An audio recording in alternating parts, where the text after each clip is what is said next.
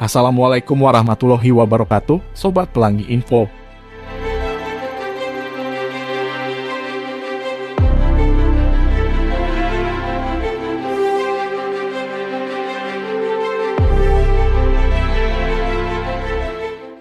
Pada 24 Februari 2022, Rusia mulai menyerang Ukraina hingga mengakibatkan adanya ledakan di sejumlah kota besar di Ukraina. Serangan di sejumlah kota besar di Ukraina tersebut dilakukan usai Presiden Rusia Vladimir Putin mengatakan dalam pidatonya mengenai pendeklarasian operasi militer khusus di Ukraina.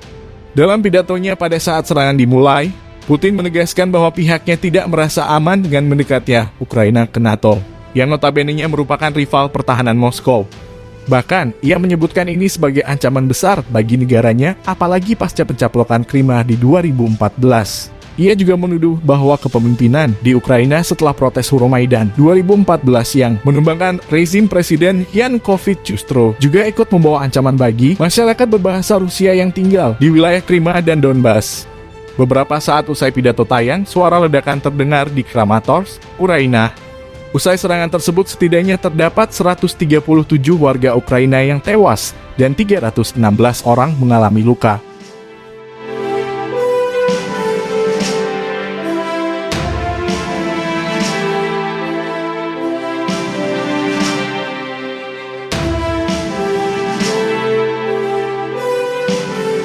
Bagi pemerintah Rusia, perluasan keanggotaan NATO sejak berakhirnya Perang Dingin selalu dianggap ancaman bagi keamanan negaranya.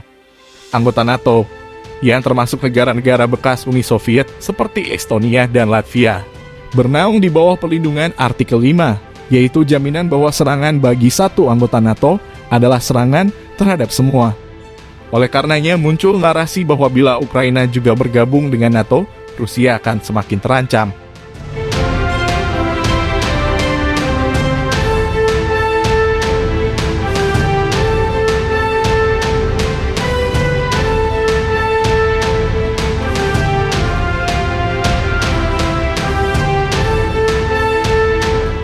Dalam permintaan tertulisnya pada bulan Desember 2021, Rusia meminta agar kondisi keamanan di Eropa dikembalikan seperti sebelum 1997, yaitu sebelum adanya perluasan keanggotaan NATO secara masif. Rusia bahkan meminta agar pasukan serta infrastruktur militer NATO di negara-negara yang bergabung sesudah 1997 ditarik mundur.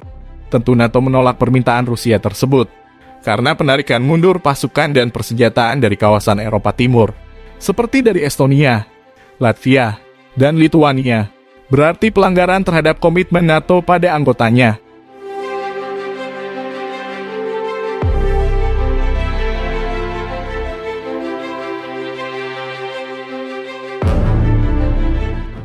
Rusia tidak bisa merasa aman berkembang dan eksis akibat ancaman konstan dari Ukraina hari ini.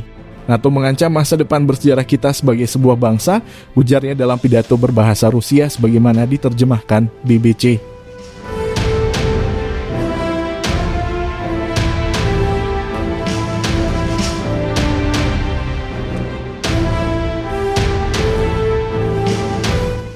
Solusi konflik Ukraina adalah negeri itu harus menghapus pengaruh Nazi atau praktik fasisme dan tindakan represif dan demilitarisasi. Sebut Putin yang ingin memberi gambaran penindasan pemerintah Ukraina terhadap masyarakat berbahasa Rusia. Putin mengatakan salah satu alasannya menyerang Ukraina adalah para pemimpin kelompok separatis di Ukraina Timur meminta bantuan Rusia. Sikap Vladimir Putin di balik serangan Rusia atas Ukraina, sehubungan dengan itu, saya membuat keputusan untuk mengadakan operasi militer khusus.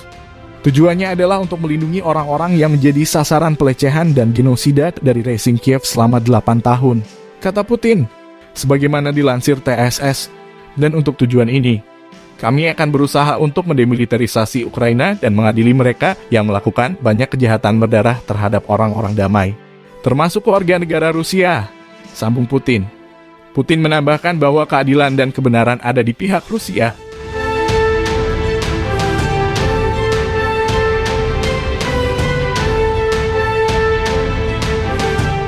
Dalam pidato khususnya di televisi, Presiden Rusia Vladimir Putin kembali menegaskan bahwa operasi khusus yang sedang berlangsung dilakukan untuk menghentikan pembersihan etnis di Donbas. Ukraina Timur, Presiden Rusia Vladimir Putin telah menegaskan bahwa tujuan invasi ini adalah pergantian rezim pemerintahan Ukraina, serta demilitarisasi dan denasifikasi Ukraina.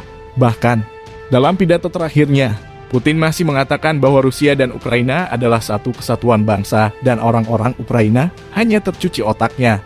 Pidato ini mengulangi narasi lama sejak 2008 dari pemerintah Rusia mengenai penyatuan bangsa Rusia dan Ukraina.